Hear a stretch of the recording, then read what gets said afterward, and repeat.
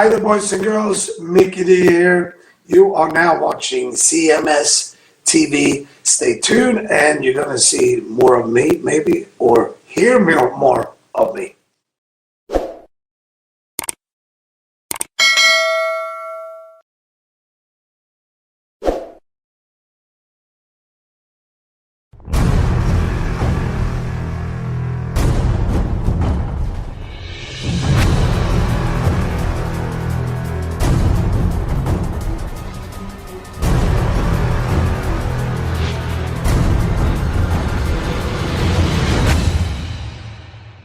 Bringing the brutality all the way back from 1989 from the Beneath the Remains release. That is Sepultura with Sarcastic Existence. And that one going out by request to Chuck from North Carolina.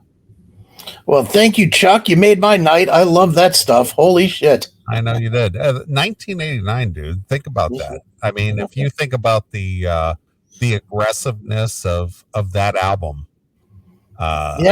you know, over 30 years ago, it's just like, wow, Sepultura ahead of their time. Yeah, well, they were. And I mean, I didn't get into them until after that. That was, what was that, Beneath the Remains, I think. Yeah. Mm-hmm. I got into them on the next record, on Arise. And Beneath the Remains is a great album. Don't get me wrong. I would probably like it my favorite if that's where I came in, but I came in on Arise, which is equally heavy, maybe even a little heavier in some spots. Right. But dude, I just remember what I remember is one, I got into them because that's this store that I talk about all the time, Metal Mania in Seaside, California, where the guy used to dog me out for being a fan of hair metal. Right. He used to be like, "Oh, is that garage that you worked on your car in?" Yeah. And he just used to tease me. He's like, "Oh, why are you buying that Poison, you queer? You know, you need to be listening to metal, real metal." Yeah. He was trying to get me into like Cannibal Corpse and, those types of bands. And one of the very first ones that he ever gave me that I didn't know anything about, but was super, super heavy was Sepultura Rise. And I just remember listening to it. I remember I brought it home. This was a big mistake on my part, but I brought it home instead of listening to it in my car. I listened to it at home with the ex there. Yeah. And I mean, I don't know if you've ever listened to that album, but the first song, Arise, we shall arise. Dun, dun, dun, dun, dun, dun, dun. I mean, it is like 900 miles an hour. And I just remember my ex-wife was like, "What is this shit you're bringing into my house?" My house. Oh, yeah, it was her house. I wasn't allowed to have a place. Well, you didn't contribute to the bills or anything. It was her house. No, I was serving in the military and giving all my money to the charity of her, I guess. Sure. But yeah, you're bringing that shit into my house. Yeah. Well, I didn't discover Sepultura until Chaos AD. Okay. That's when I was resist. Yeah, territory. when I was aware of them. Sure. Dude, great. Resist. Yeah, they're so good. I love them, man. And boy, one of the all-time, probably the number 2 show, if I was ranking the concerts I've been to in my life, the number 2 show. I know I always talk about Day on the Green as the number 1 by far, and it is. But number 2 was in 94, I guess, one of the last shows at Richfield, which was Pantera with Sepultura and Biohazard down at Richfield. It was one of the very last, it might have been the last metal concert that ever happened at Richfield. And it was one of the very last ones in 94. And so Pantera was touring Far Beyond Driven. Sepultura was touring probably Chaos, I think, 93, Chaos. And Biohazard was doing State of the Union address. So it was just like these 3 bands at their peak of heaviness and volatility and everything. And holy shit, you want to talk about a beatdown of a mosh pit. I don't think I can't remember a time that it's one of the few times I ever remember getting hurt in the mosh pit. Somebody just dove off the stage and landed square on top of my head. and cranked my neck down. Oh, Maybe and that's what you're suffering today. it probably is. It just took a while to catch on. It just took Right. 30 years to accentuate, Right. but yeah, what a great live band Sepultura was and still is. Even with Derek Green, they're still an awesome live band and an awesome band. And Yeah. I say it all the time. If you're one of these dummies that says it's not Sepultura without Max, you're a dummy. You're missing out on just tremendous album after tremendous album because they have put out a lot of great music. Yeah. So everybody should be a Sepultura fan. Sepultura. Wasn't that the Rev? Yes, of Sepultura. course. Yeah. I love Sepultura. No, you don't. You don't even know Sepultura. their fucking name, you dummy. Sepultura. What's the name of the street in California? Because I've heard them called that. Was it It's Sepulveda. Sepulveda? I've heard them called that too. Yeah, I like that band, Sepulveda. Yeah, it's Sepulveda Boulevard. Right. And you've heard Sepultura called that as well, haven't you? Oh yeah, absolutely. People are just dumb. Just look at the name and sound it out the way it's spelled. But no, Sepulveda. How do you come up with that? Well, because we're in LA, man. Yeah, that's true. And that is the epicenter of everything. Because it looks like Sepultura. Yeah, it looks sort of like it. Looks like a street sign I saw once, so that must be what it is. Right. Too funny. So funny. Yeah. So right. Anyway. So I still have more topics unless you had something. You know what? It's your show. You've been laid up. You've had tons of time to do research. I mean, I got a million things here, but it doesn't matter. But just go right ahead. Well, we'll do the last hour. We'll do all your stuff. How's that? Because I have I got a few things that I got to pick and choose here because that's fine. I got weeks worth of topics here, but regardless of that, go right ahead. Well, I just want to get through all this music stuff because it will get old. So I know you played earlier. You played the Extreme song, the new Extreme song "Rise." I did. And last week we played the new Metallica song "If Darkness Had a Son." And it's been had a son, he'd look like never mind. Yeah, stop. Speaking, I'm going to side note before I get into this topic, by the way. Yes. I just want to give a shout out to our good friend Jericho Green this week. Yeah. And I was texting back and forth with him. Did you see his show this week? I saw some of his stuff. I watched some of his stuff today. What is it that you're referencing specifically? He did 90 minutes with Sammy the Bull. Yeah, no, I did see that. What did he pay for that? Do you know? He didn't. It was for free? It was pitched to him. Really? Yeah. Yeah, I did see that. It was awesome. I mean, bravo to Jericho Green. I was texting back and forth with him, and he's somehow, now people are hitting him with guests. And he got hit with Sammy the Bull Gravano. Wow. And he did it, and he did 90 minutes. I know I did. I saw it today. I was, because I know what our thought was. Yeah. Because it is available to do, but I saw there was actually 2 or 3 of those out there today. Yeah. Well, I mean, I asked Jericho, and he said that he just got pitched it. So, I'll take him at his word that he was pitched it. But there's no reason not to believe that. If he paid for it, he paid $1,500. We know what it would cost. Yeah, I know. I agree. And not only his, but I saw that there were like 2 other ones out there of recent interviews. I mean, very recent, the same week. Well, maybe Sammy's out there spreading the love a little bit to get people to his podcast or something. Yeah, and I agree, and it's just like, holy shit. Okay, so maybe the paid people weren't coming in anymore. Yeah, but here's the bad thing about that. Because his popped up on my feed, and then the others popped up. I was just like, oh, how much Sammy the Bull can you hear? I could hear more if it was me and you talking to him. Well, yeah, but my point is that the average quote unquote podcaster out there, they're going to ask the real obvious shit.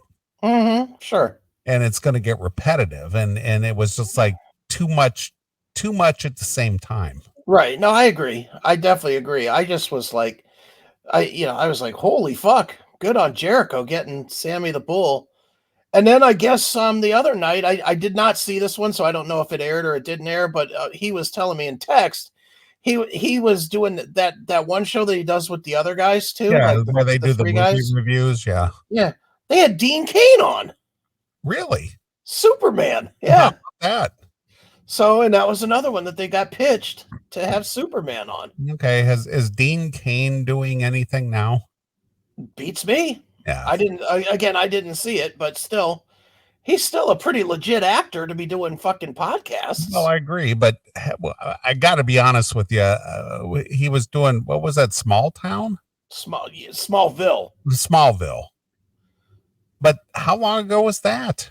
That was at least 15 years ago. That's my point. So when was the last time you heard Dean Cain doing anything?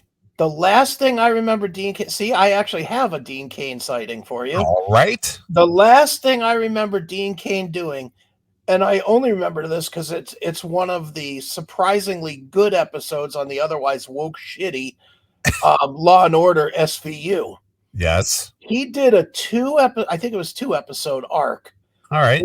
Where he was a guy that attempted to kill his wife, and he was just a sadistic, brutal fuck. Well, who can't relate to that? Well, I know, and believe me, I was relating to, because it came out sometime like near my divorce. All right.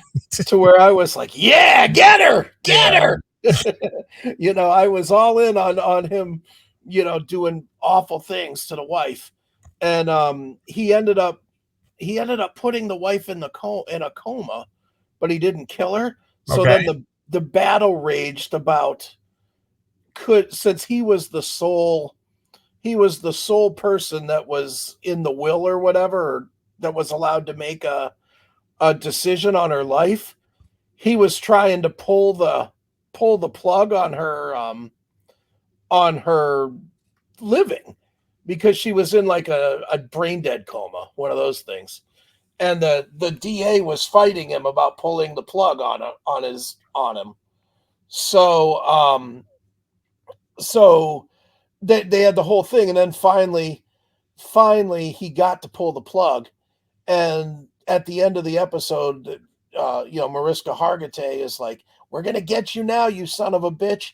And he's like, "Oh no, I'm using the money I got from pulling the plug on her from life insurance to fight this battle, to pay for my appeal or whatever." And then she whipped out those major boobs and said, "Okay, you can have one of these." Oh, I wouldn't mind that. Although looking at that face now would be pretty tough. But I know, wow. She really hit the wall. She did, big time. Yeah. Well, there's your answer right there. There's why Dean Cain hasn't done nothing. Dean Cain is an out conservative in Hollywood. Oh, well, there you are. I did not know that. Yeah, so he can't be a lefty Hollywood hack. So he's out because he has conservative values. That's right. Racist cunt. So instead of getting Variety magazine, he gets the Jericho Green show. Right, of course. Which, not trying to shit on Jericho, but I mean, it's just the truth. Yeah, it's the truth. So anyway, that's all I want to say about Jericho was, congrats to him on an hour and a half. I didn't know how he scored that because I didn't hit him up about it. But I was just like, wow, did Jericho pony up the money to talk to this guy? And well, since you got the skinny on it, now we know. Yeah. Now we definitely know, but now we'll talk about next time. I said this to him in text. I said, we got to talk about this next time you're on. He's like, oh yeah, no problem. Yeah. He loves coming on our show. He does. He's why? Because we don't fit his narrative. Not right. Not narrative. That's the wrong word, but we don't fit his normal crowd per se. Like he has a specific crowd and we're in that crowd, but we aren't that crowd. Yeah. But it's kind of funny because, once in a while, usually on Saturday, when he's doing his live stream, I'll pop into the chat room and I'll just pop in on his little YouTube conversation thing and just say, hey, what's up, Jericho?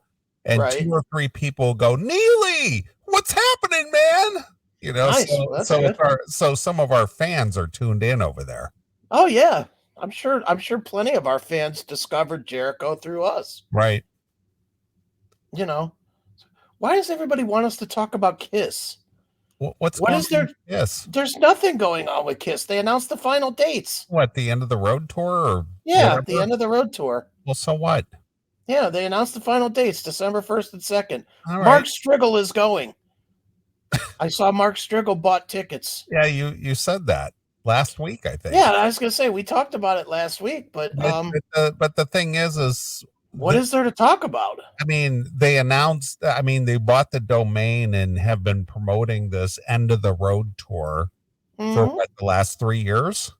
Yeah. So Yeah. nothing new to see here, folks. Yeah. Hey, Tommy from the chat room with the Elvis picture. What specifically would you like us to talk about?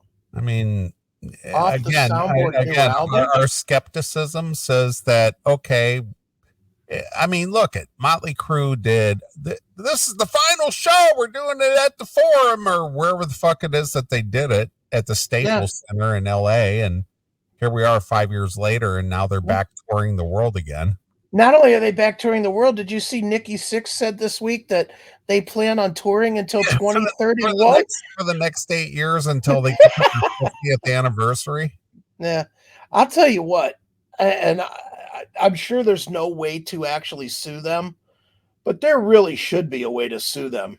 Like, I know for a fact, my friend, and I think you know this guy too. You know Corey Roddick, right? Mm-hmm. From WMMS and from what was that band he was in? Was it Shotgun Wedding? Wedding, yeah. I think I got one of their CDs on my shelf here. Yeah, not a great band, but great guy. They were a Poison wannabe band. Yeah, not a great band, but a really great guy. And I love Corey. I think he's a great dude. And big Monkees fan. Big Monkees fan. He has a Monkees tribute band. He does. I forget what it's called, but it's like some weird name. Yeah, sure. Some Monkees reference, but he literally took a vacation from MMS to fly out to Los Angeles to be at the end of the road tour. Okay. And he bought the expensive tickets, bought the airfare, bought hotels because he wanted to be part of the last show ever. Okay. Of Motley Crue, his favorite band of all time. Sure. And then he took it right in the ass when, like, a few years later, they announced, "Hey, fuckwad, we're going back out on tour again." They didn't say we'll never tour again. They just signed a succession agreement, which they could break, which they obviously did. Yeah. They didn't honor. They fooled the fans. Is what they did. Yeah, of course they did. They knew that there was no legal precedent to it. Otherwise, they wouldn't have signed it.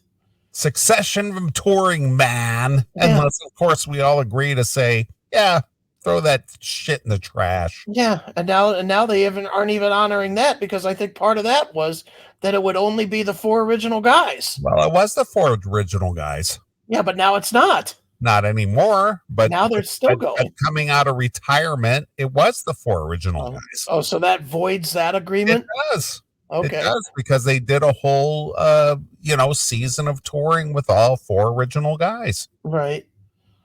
All right. Tommy is saying off the soundboard new album. I don't know what that is. It's another.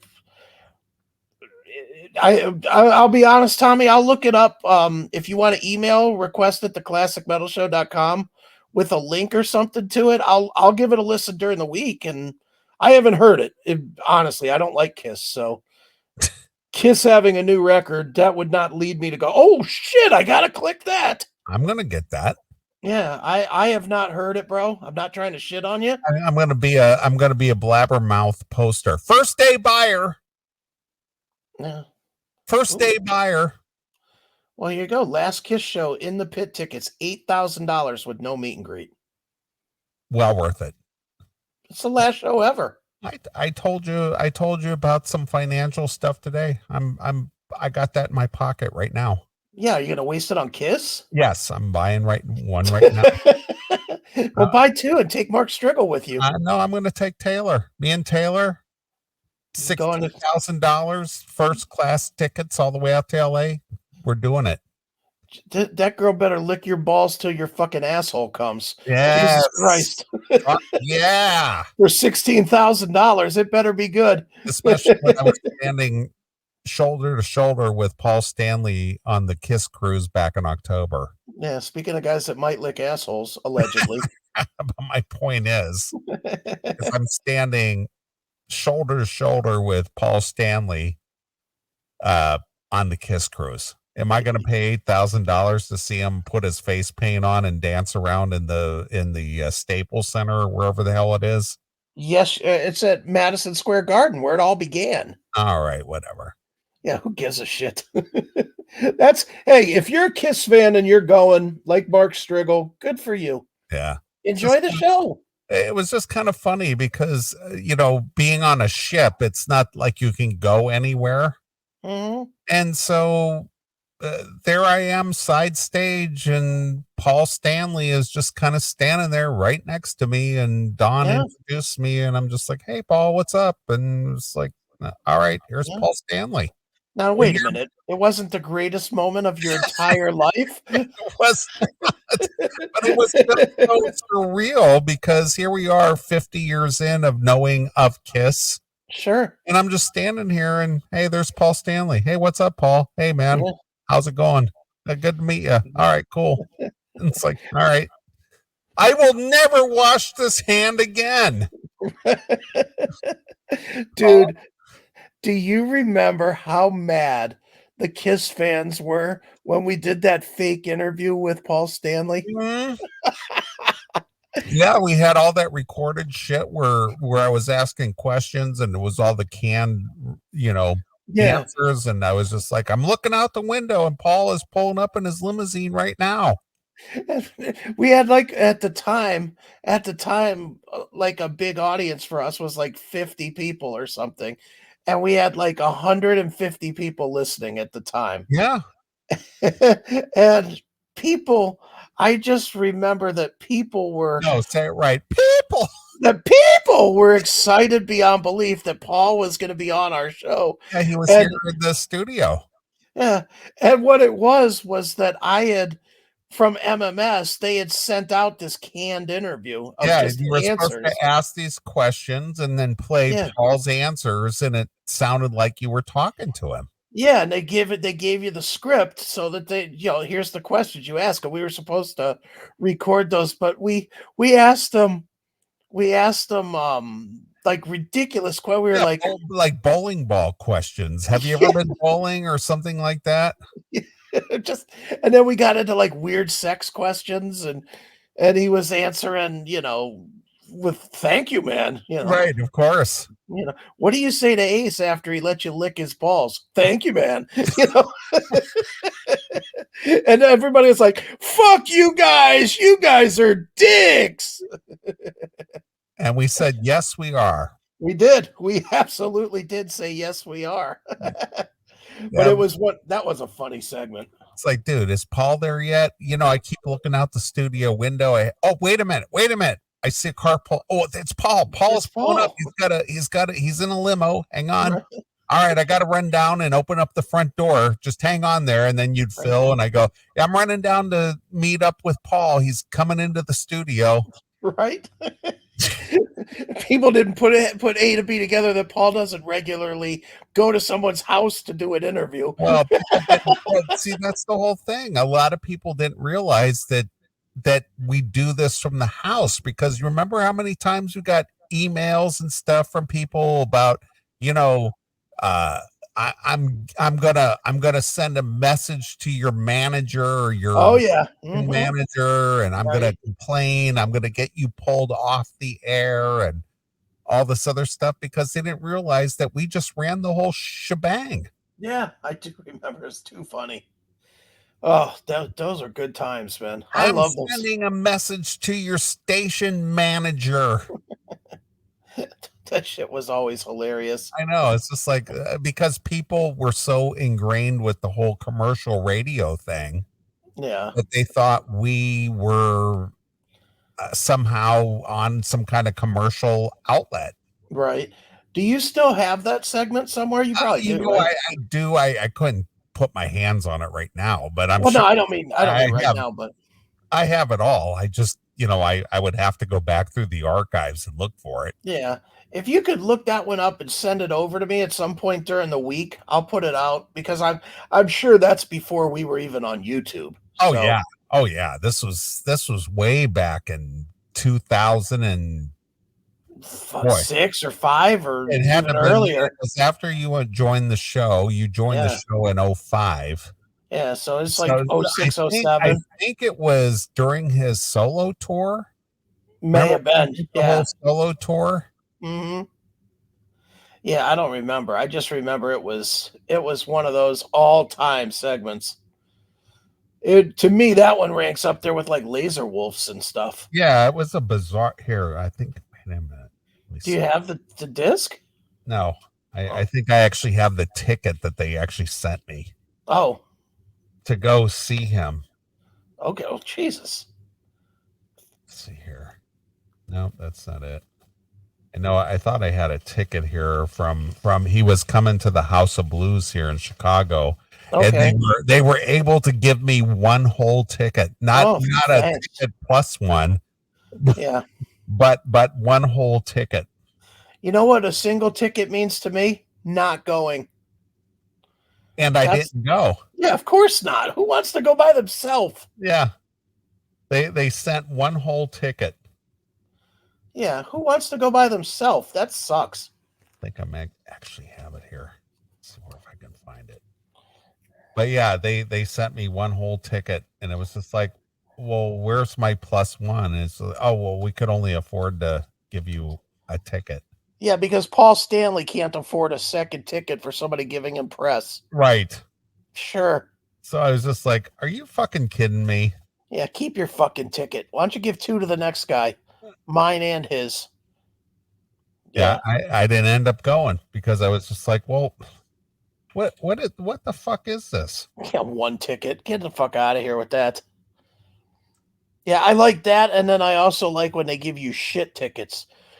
When you like, if you ask for 2 and they're like, well, we can't guarantee, can't guarantee. What do they call that? Press row.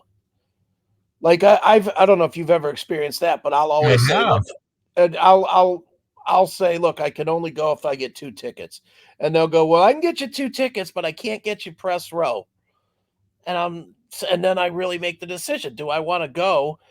Do I want to go and sit in fucking section 599 behind a pole so that I can look around the pole to see the fucking show? No, I don't.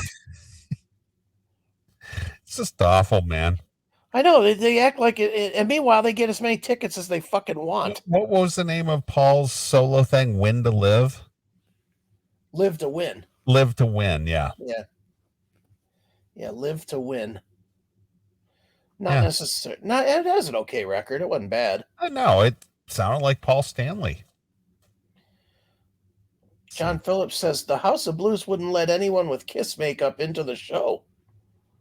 Wow, really? What, that Live to Win show? Yeah. Okay. Maybe Paul was thinking about quitting Kiss at the time. Who knows? Should have gone with that thought. Yeah, but again, I mean, if you want to spend a shit ton of money and go to the final Kiss show, God bless you. Yeah, hey, have at it. I'm not shitting on anybody that wants to go. Go ahead, enjoy it. Just don't think that it's like amazing. I'm sure it's gonna be the same show you've been seeing. Maybe 1 or 2 select songs that are different, but for the very most part, I'm sure it's just gonna be the same old, Strutter, God of Thunder, Detroit Rock City, rock and roll all night, party every day. Right. I'm sure it's gonna be the same set they've been doing. It costs money to re-record stuff on those backing tracks. I mean, to play those songs. Nice. You're just hateful. Why are you so hateful? Well, I'm not as hateful as I used to be. Got to give me that much. I'm not as hateful as I once was. Yeah, you're certainly not angry Aiken like you used to be. No, not at all.